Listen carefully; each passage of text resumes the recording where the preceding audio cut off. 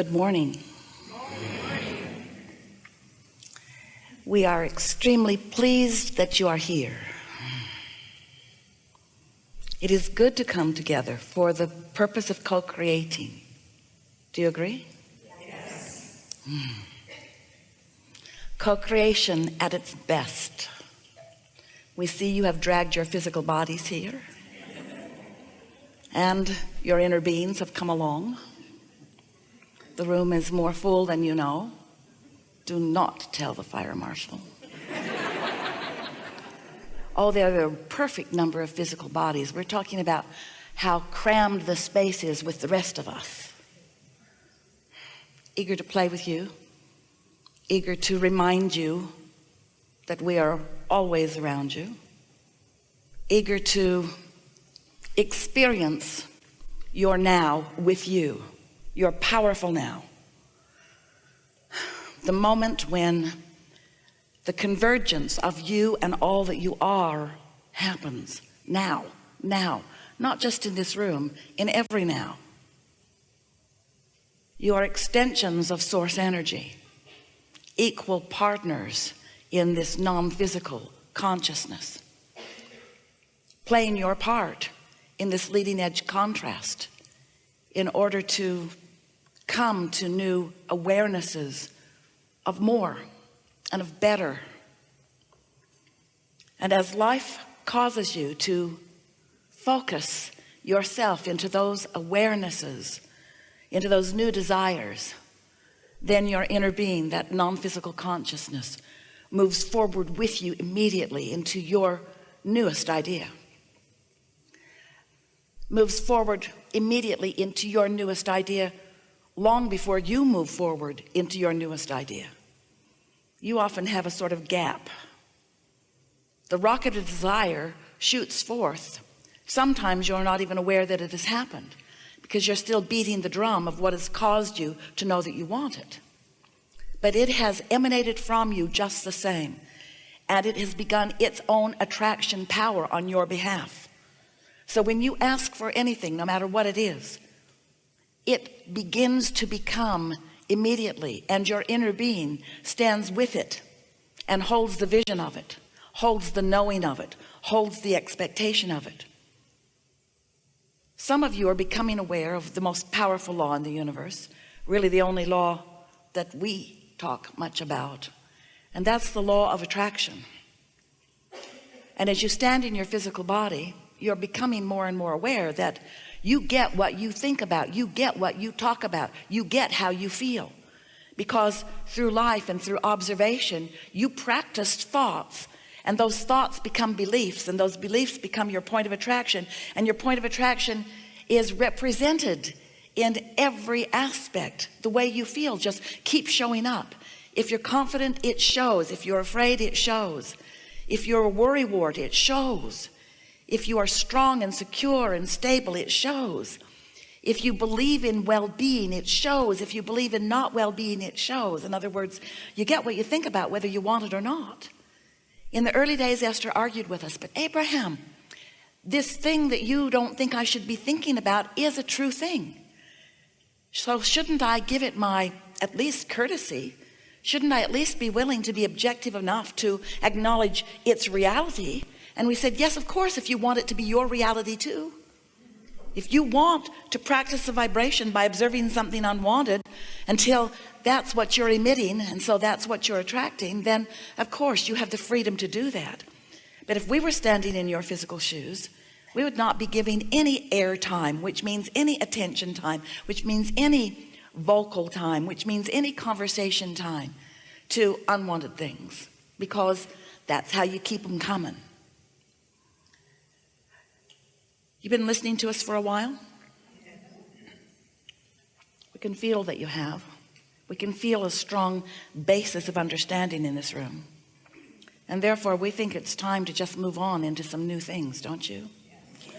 We are eager to go with you into places that no one has been before, into new clarity, new understanding, and new sustaining of the joyful momentum that you were born to live. So let's get right to it.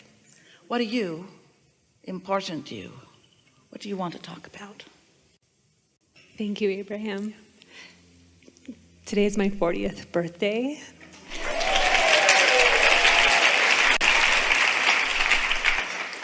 And I'm feeling really happy that you came to Denver today. When I saw that you would be here, I knew exactly this is where I wanted to be.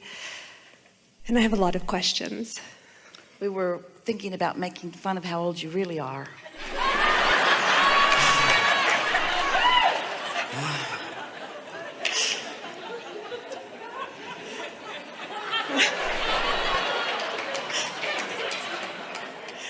Old. The first time I saw you, which was only one time before, was also in Denver, and I was a little skeptical. And as soon as Esther walked on stage, tears were streaming down my face, so I really felt the validity. And I want to know how I can sustain this benevolent force of well-being, even when I first... Well, by understanding that it is the dominant energy stream, and that you don't have to sustain it because it will always flow to you no matter what. But the more you are aware that you are in concert with it so that you are allowing it, then the more practiced you are at that open valve, so to speak, of allowing this natural knowing to flow to you and through you. Some time ago, we put it to you in this way: unless you're doing that thing that doesn't let it flows. But even when you're doing that thing that doesn't let it flow, better said, even when you're doing that thing that makes you unaware that it is flowing, it's still flowing. It's still flowing. It's still flowing. It's like the air conditioner in the summer in Denver. Always flowing, always flowing. In other words, it's flowing, it's flowing, it's flowing, it's always flowing. And so the more you acknowledge it through your feelings of exhilaration, then the more you begin to expect it. But it is helpful for you to realize that being in this state of alignment feels different emotions. Sometimes your tuning into this stream feels like utter clarity. Sometimes it feels like real interest in something. Sometimes it feels like so much fun and madness and mayhem. Sometimes it feels like you're living in a situation comedy. You are. And that the universe has orchestrated a sequence of events just for your surprise and delight. It happens all the time. Sometimes it feels like such intense appreciation and love that your physical countenance isn't enough to hold it all at once. That's when those tears flow like that. In other words, it feels lots of different ways, but it always feels good. And the dominant word that we would like to interject into this conversation today, that you would recognize as a symbol of you standing in your now, in your personality, fully focused in this time-space reality, out here on this leading edge of thought, and in focused harmony with the source within you, who is also standing with you in this time-space reality, out here on this leading edge of thought. The realization that what it feels like when you are consciously aware that you are in concert with your source energy right here, right now. The word satisfaction is the best word that describes it. It's just that satisfying feeling, that closing of the gap between all that you've become and how much of that you're allowing yourself to be right here, right now. And when that gap is closed or close to closed, you feel such satisfaction, because then you feel sometimes exhilaration, sometimes satisfaction. Isn't it satisfying to be happy?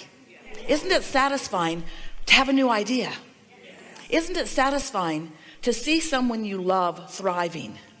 Isn't it satisfying to love them even when they're not thriving? Isn't it satisfying to know that well-being abounds? Isn't it satisfying to recognize how wise you are? Isn't it satisfying when your timing is right on? Isn't it satisfying to eat something delicious? Isn't it satisfying to set forth an intention? And this is really what we're going for here. Isn't it satisfying to be a deliberate creator who understands the laws of the universe, who knows who you are, who sets out with clear intent about something and then recognizes the universe playing its part in bringing about the circumstances and events in good timing for the fulfillment, for the continuing, better word here, fulfilling. Fulfillment makes it sound like it's coming to an end. Fulfilling lets you know that it's always coming, always coming, always coming, always coming. The fulfilling of your never-ending joyous journey on your way to your never-ending completion. Not. Completion not. Satisfying. Satisfying.